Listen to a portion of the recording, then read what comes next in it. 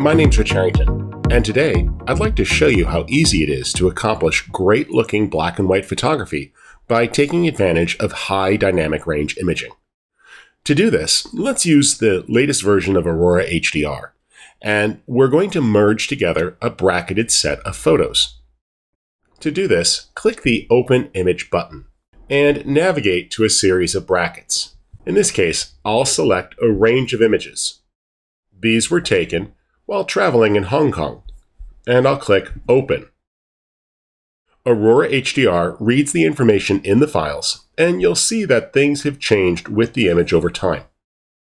If there's a file you don't want to use in the image, you can decide to remove it by clicking on the X icon. In this case, this looks good. I'll just remove this one here, which is very similar to the previous. And I'm going to use these 4 brackets. I chose to underexpose to preserve highlight detail and overexpose to bring out some of the detail in the brighter areas of the image.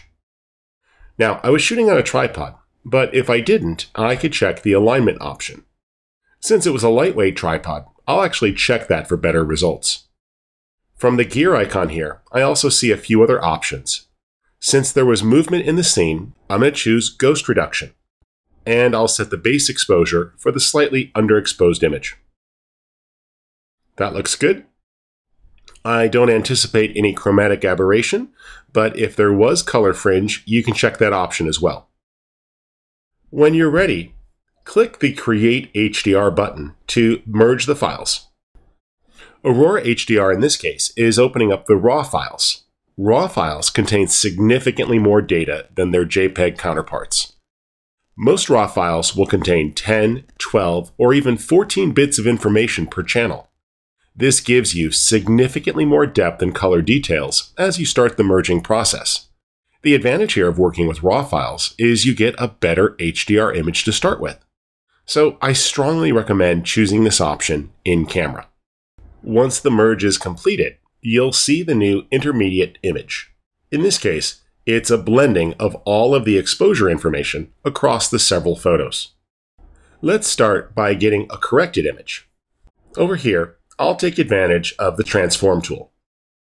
This makes it easy to really counteract for the lower shooting angle. I'll start by slightly rotating the image to straighten the horizon, and now tilting it on its vertical axis. You notice as I do so, it's easier to correct any potential perspective issues. That helped. However, I need to shift it down, so I'll take advantage of the Y offset to do just that. And I can decide to scale up slightly. Now, as you make major perspective adjustments, you might notice some gaps here in the image. In this case, I'm going to split the difference and not tilt the image quite so much, so we don't have so much area to fill in, and I can shift that back up ever so slightly. That looks good. Let's go ahead here and make a few other slight adjustments using the horizontal tilt.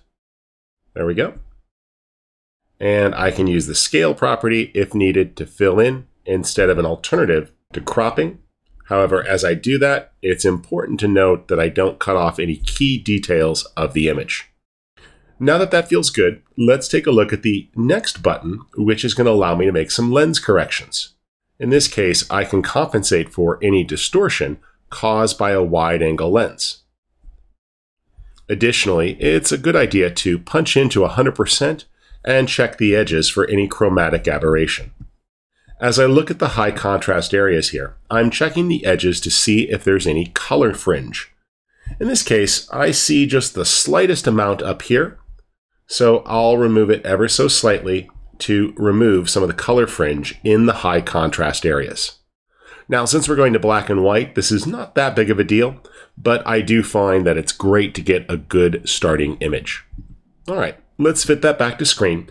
And now that we're done with the basics of fixing the lens and the transform, we can move on to the rest of the controls. What I'm looking for is a good, strong HDR image. So I'm going to choose HDR Basic here, and let's minimize the presets along the bottom to get a larger preview area. This makes it easier to work. Now, I'm going to turn on my exposure clipping here by clicking on the triangles up in the histogram. This helps me see any areas that are clipped. Blue pixels, such as the lettering here, indicate areas of pure black. As we crush the blacks more and more, you'll see additional pixels turn blue. You want to be careful that you don't get too many cold pixels or you'll lose image detail. However, in this case, black writing is acceptable to me, so I'm going to let that clip just slightly. On the highlight side, we'll expand the white slider. If you go too far, you'll see that that also indicates clipped pixels by the red areas. So be careful to balance out the white point so you don't see any or minimal clipping, and you can use a little bit of highlight recovery if needed to balance that out. And we'll do a little bit of contrast there, which pushes things out even further with the dynamic range, and a little bit of HDR enhance to bring out some of the details. Now, what's important is as you push contrast and HDR enhance, you pay close attention to your shadows and black point. Try to minimize any areas becoming too processed or with clipped pixels. All right, that looks good, so I'll twirl that up. And taking a look at the color tab here, this is where I can adjust things. However, I'm going to leave this mostly as is. All I'm going to look to do is balance out the sky so I get good detail there. We can turn off the clip pixels, and I just want a little bit of separation between foreground and background. Therefore, a little bit of color contrast is going to help with that. The HDR structure controls let us really push how much detail is in the different areas with high dynamic range. I find that a little bit of microstructure tends to work well, but I bump up the softness here. What I want to be careful of is getting too much detail here in the sky. This is where the denoise can come in. So by adjusting this and punching into 100%, I can really take a look at the image. What I'm looking for is that the sky doesn't get too noisy. Since we're going black and white, a little bit of grain is okay, but I want to be mindful that we don't get too strong of a noise. Now, I'll fit this back to the screen, and I'm okay with the overall balance of the image. Now, the way that I'm pushing this is because I'm looking for a black and white image. As such, it's slightly difficult to judge things right now, but I'm looking for an image that has good detail throughout all of the areas.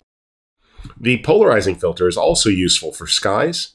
However, if you push that too far, it's going to knock down the sky area, which in this case, I actually want to have higher contrast. So I'm going to leave that off. Finally is our details boost here.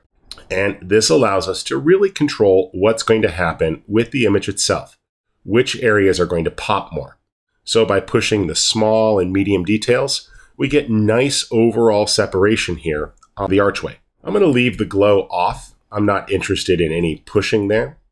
But using top and bottom tuning, we can refine things. So for example, maybe I want to lift the exposure slightly at the top of the image. And we can set the orientation here for a nice smooth transition from bottom to top. That gives us a little bit of a lift, and I'll pull down the exposure ever so slightly on the brick. And let's apply a general tone curve. This is going to allow us to work with the shadows and highlights. For example, a little lift to the shadows, and pulling down in the upper area, a slight recovery to the highlights. At this point, we've got a good color image, and I'm pretty overall satisfied. Now, what I'm looking to do is to work with a black and white image. While I could continue to put everything onto this one layer, I like to use an adjustment layer. This is going to make it a bit easier to control. This allows me to adjust this layer, and I'm going to choose to rename this black and white. Now, depending upon your version of Aurora, you may not be able to rename the adjustment layer, but just think of this as the layer where all the black and white effects are going to be applied. To start, let's use the HSL controls, which stands for Hue, Saturation, and Luminance. This allows for greater control. Using the luminance sliders, we can start to brighten or darken certain areas. For example, a little lift to the blues and a dip in the aqua. Brighten up the oranges, and lift the greens ever so slightly to bring out those trees.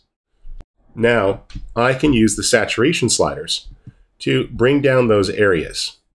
And you can see that that image begins to go to black and white. Now, what's important is if you take a look here, as you start to move the individual luminance sliders, you'll see that they still have a slight impact on the image itself. Now, let's go back to the luminance tab and make an adjustment. For example, to the green slider there. And you'll see that even though there's no saturation, we still have separate control over the different areas. And adjusting the properties of luminance gives us a different mix with the black and white conversion. This can be quite effective as you dial in the exact recipe for which areas get lighter or darker. Now, let's go to the color toning section here. Notice that this allows you to introduce a slight color. Now, I'm going to take that really hot for a second, click on Highlights, and roll the hue to a subtle gold. And now I'll back that off to a much lower value, giving just a slight hint to the highlights. Similarly, in the shadows, I'm going to pick a different color. Let's boost the saturation for a moment and go with something that's more of a orangish reddish. There we go. And take that down. Now you'll see just a subtle hint of color being introduced to the image, which gives it a bit of warmth. Notice that you could adjust the overall amount slider so it stays quite subtle, which is a good way to add a gentle effect to the image and not overdo it.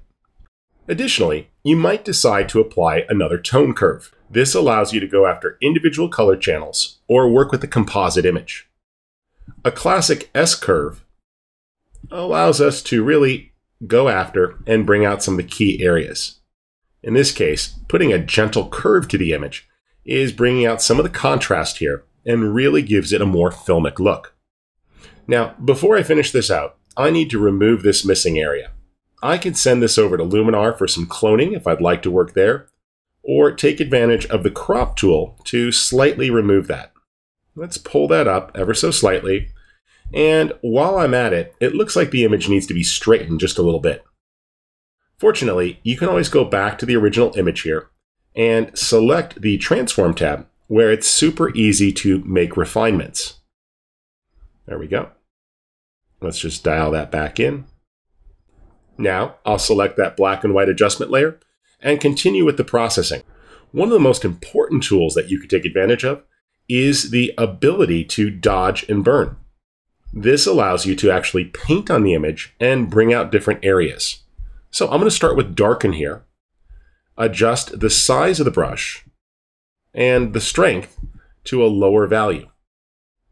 Let's go a little smaller there and darken in these corners ever so slightly. As I paint, it starts to build up darker strokes. And what I'm doing is just pulling down some of the distracting areas like the fence here, as well as some of the more modern elements in the scene. Additionally, if you want to bring out key details, you can do that as well by choosing Lighten. Let's go with a smaller brush here and just paint over the face to bring out this text slightly. And all I'm doing is painting in a little bit of light on key surfaces, helping to bring out some of the writing and some of the details that's being lost into some of the shadows. There we go. Paint across those key surfaces. When you're done, you can click the Done button to store the dodge and burn. And then afterwards, if it seems too strong, just use the amount slider to dial in the exact mix of the before and after. Remember, you can also toggle the effect on and off to see its impact as you lighten and darken selectively, which is quite powerful. Now, let's finish it off with a classic vignette. I'm going to choose to place the center of my object a little bit higher than normal on the writing here. And let's drag this down so we get a darker edge. And I can now adjust the transition via feather, as well as the general size. Now I'll just back that off so it's not quite so dark at the edges, and it seems much more natural. Now, the angle here, I wanted to preserve a little bit because I didn't want this to look perfectly head-on. It is a low-angle shot from the ground, but I do like the overall adjustment in the perspective, which feels a lot better. Now, what I'm going to do is add one more adjustment layer. And this time, we'll take advantage of a preset. I'll bring up the presets here, and there are several categories to choose from. Since this is architecture, I'm going to choose the general architecture category.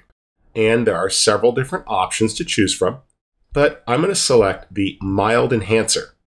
This applies a gentle preset to the image, making an additional round of HDR adjustments. Remember, you also have the ability to change the blending mode.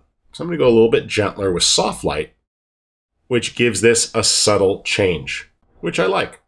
Remember, you can also adjust the opacity and the overall balance of that preset. I'm just going to rename this here. But you can take advantage of any of the presets that you want and easily apply those to the image. For example, in my user presets, I also have some additional black and white ones that I've made, which make it super easy to apply. And you see that I can then mix that in as an adjustment on top. In any case, this makes it really easy to apply a slightly subtle effect afterwards. All right, that looks great, and I'm ready to save my image. I'll choose File, Save As, and since I may want to come back and revisit this, let's choose to save this with the original resources to the document. I'm also going to make this a Windows-compatible file. Now, I'll call this Hong Kong Arch. And be sure to include the original resources inside. This adds the raw files inside the native file in case you ever need to tweak things or redevelop. Now I'll click Save to capture the image. Additionally, let's click the Export button here. And I'm going to make a JPEG file for sharing to social media. I'll choose to apply a little bit of sharpening for the web. And we'll leave this set to the original size. Since I'm going to the web, I'm going to choose sRGB for the most compatible color, and I'll stick with JPEG with minimal compression. When I click Save, the new high-quality JPEG is written and ready for posting. Well, I hope you enjoyed this look at processing black and white photos using Aurora HDR. I find that the extra information included in a bracketed set really lets me make some great-looking black and white images. The next time you'd like to get enhanced dynamic range, make sure you explore using more than one image, and you'll find that with Aurora HDR, you can really get a compelling grayscale, sepia tone, or duotone image quite easily.